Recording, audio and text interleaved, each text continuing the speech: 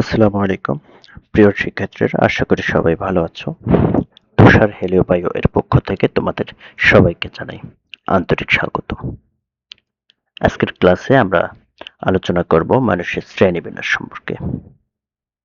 পূর্বের ক্লাসে আমরা দেখেছিলাম জীববিজ্ঞানের দুইটি ভাগ, একটা ভৌত জীববিজ্ঞান, একটা ফলিত জীববিজ্ঞান।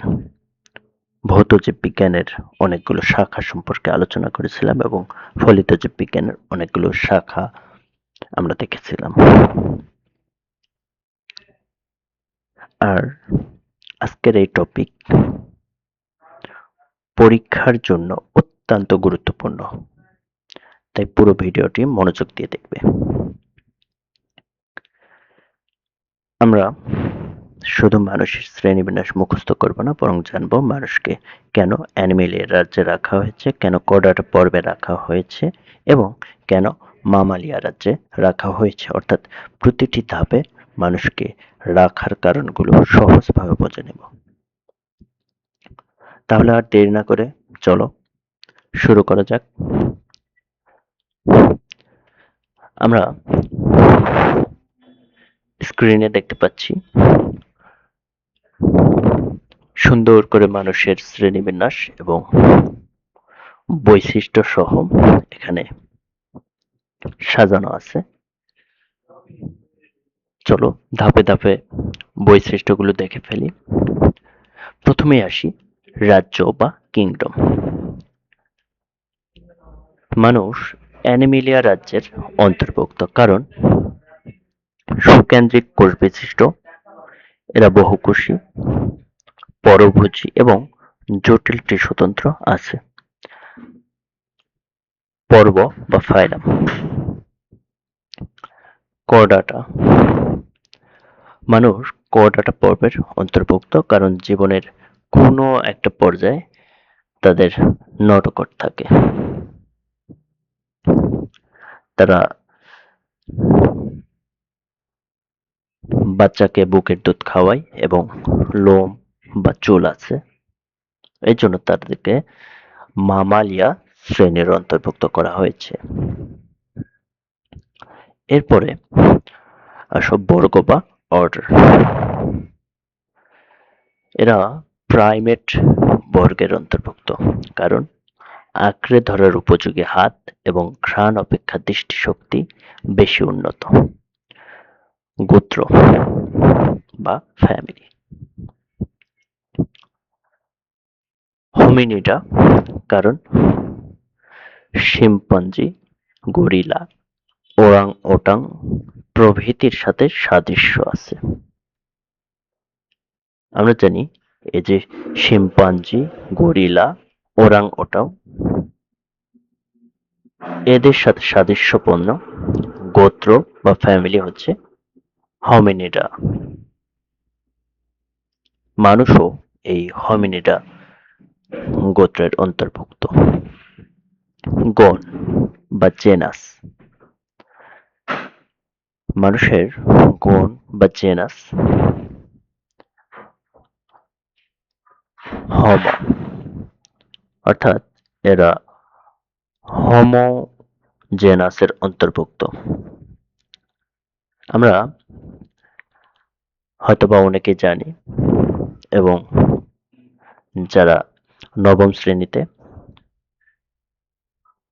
নতুন তারা হয়তো জানি না, প্রত্যেকটা বৈজ্ঞানিক নামের দুইটা অংশ থাকে, একটি হচ্ছে গণ আর একটা হচ্ছে প্রজাতি।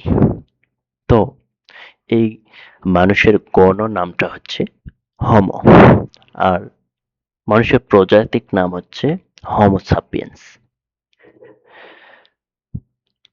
হোমো সাপিয়েন্স হওয়ার কারণ চওড়া এবং খাড়া কপাল, খুলির হাড় হোমো গণের অন্য প্রজাতির তুলনায় পাতলা এবং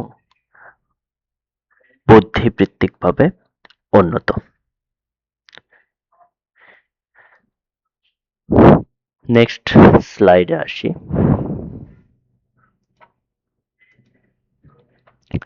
দেখো, এখানে মানুষের শ্রেণীবিন্যাস সুন্দরভাবে 7টি ভাগে ভাগ করে তাদের বৈশিষ্ট্য সহ ছকের মাধ্যমে দেখানো হয়েছে। প্রথমে শ্রেণীবিন্যাসের ধাপগুলো যদি লক্ষ্য করি, দেখতেই পাচ্ছ রাজ্য বা কিংডম। ইতিপূর্বে জেনেছি যে এরা অ্যানিমেলিয়া রাজ্যের অন্তর্ভুক্ত। এরপরে দেখতে পাচ্ছ করডাটা পর্ব, অর্থাৎ আমরা জানি যারা মেরুদণ্ডী প্রাণী তারা করডাটা পর্ব এর অন্তর্ভুক্ত। মানুষ যেহেতু মেরুদণ্ডী, তাই এরাও করডাটা পর্বের অন্তর্ভুক্ত শ্রেণী বা ক্লাস। ইতিপূর্বে আমরা এটাও জেনে এসেছি যে মানুষের শ্রেণী হচ্ছে মামালিয়া, বর্গ বা অর্ডার। এরা প্রাইমেট বর্গের অন্তর্ভুক্ত। গোত্র বা ফ্যামিলি, হমিনিডা এই গোত্র বা ফ্যামিলির অন্তর্ভুক্ত হচ্ছে মানুষ। গণ বা জেনাস, এটা অনেকে জানি হোমো, এবং প্রজাতি এটাও অনেকেই জেনে থাকতে পারি হোমো সাপিয়েন্স। এরপরে আমরা দেখব কেন এই ধাপে রাখা হয়েছে, অর্থাৎ এই যে 7টি ধাপে কেন মানুষকে রাখা হয়েছে। দেখো, এই যে প্রথমে দেওয়া আছে রাজ্য অ্যানিমেলিয়া, অর্থাৎ এই পাশে যেই লেখাগুলো আছে সেইগুলো, সেই বৈশিষ্ট্যগুলো মিলে যায় অ্যানিমেলিয়া রাজ্য এবং মানুষের বৈশিষ্ট্যের সঙ্গে। এই জন্যই মানুষকে এই রাজ্যে রাখা হয়েছে। তো চলো পড়ে দেখা যাক একটা একটা করে। দেখো, কারণ অ্যানিমেলিয়া জগতের বৈশিষ্ট্যের সঙ্গে মানুষের বৈশিষ্ট্যের মিল রয়েছে। যেমন মানুষ সুকেন্দ্রিক কোষ বিশিষ্ট, বহুকোষী, পরভোজী এবং জটিল টিস্যুতন্ত্র রয়েছে। এরপরে করডাটা পর্বের বৈশিষ্ট্যের সঙ্গে মানুষের বৈশিষ্ট্যের মিল রয়েছে। যেমন জীবনের কোনো এক পর্যায়ে মানুষের দেহে নটোকট থাকে। এরা বাচ্চাকে মায়ের দুধ পান করায় এবং মানুষের দেহে লম্বা চুল থাকে। এদের আঁকড়ে ধরার উপযোগী হাত রয়েছে এবং ঘ্রাণ শক্তির তুলনায় দৃষ্টিশক্তি বেশি উন্নত। মানুষের সঙ্গে শিম্পাঞ্জি, গরিলা ও ওরাং-ওটানের অনেক বৈশিষ্ট্যের মিল রয়েছে। দেহের তুলনায় মস্তিষ্ক সবচেয়ে বড় এবং মানুষ খাড়া হয়ে 2 পায়ে হাঁটতে পারে। আবার প্রজাতি দেখো, হোমো সাপিয়েন্স প্রজাতির বৈশিষ্ট্যের সঙ্গে মানুষের বৈশিষ্ট্যের মিল রয়েছে। যেমন মানুষের চওড়া ও খাড়া কপাল, পাতলা খুলির হাড় এবং উন্নত বুদ্ধিবৃত্তিক ক্ষমতা রয়েছে।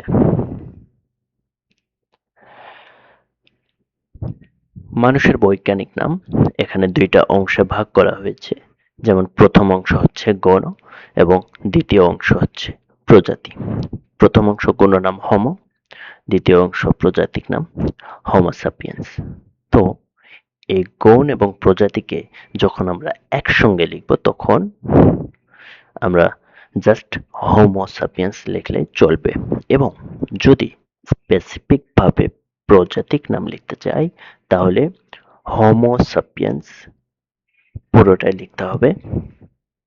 যখন আমরা স্পেসিফিক ভাবে লিখি তখন প্রজাতির আবার 2টা পার্ট বা 2টা অংশ হয়ে যায়। যেমন হোমো, এটা হচ্ছে প্রজাতির ফার্স্ট পার্ট, প্রথম অংশ, এবং প্রজাতির দ্বিতীয় অংশ হচ্ছে সাপিয়েন্স। এখানে নিচে সুন্দর করে লিখে দিয়েছি। প্রথম অংশ গণ, হোমো, দ্বিতীয় অংশ প্রজাতি উপনাম।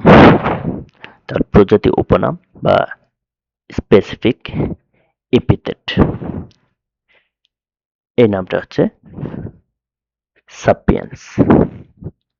দুটি অংশ মিলেই প্রজাতি, তাহলে হোমো সাপিয়েন্স হয়। এখন নিচে একটা ফ্লো চার্ট দিয়ে দিয়েছি, দেখো অ্যানিমেলিয়া, কর্ডাটা, মামালিয়া, প্রাইমেট, হোমিনিডা, হোমো এবং হোমো সাপিয়েন্স। 7টি ধাপগুলো একটা ফ্লো চার্ট আকারে দিয়ে দিয়েছি সহজে মনে রাখার জন্য। তো ধন্যবাদ সকলকে। এই ছিল আজকের ক্লাস, মানুষের শ্রেণীবিন্যাস নিয়ে। এই ক্লাসটি সবার জন্য সহজ করা হয়েছে এবং একটা ছকের মাধ্যমে এক পেজে সুন্দর করে একটা সারসংক্ষেপ দেওয়া হয়েছে। যদি ভিডিওর মাধ্যমে কেউ উপকৃত হয়ে থাকেন তাহলে আমাদের এই চ্যানেলটিকে সাবস্ক্রাইব এবং লাইক, কমেন্ট করতে পারেন। ধন্যবাদ সকলকে।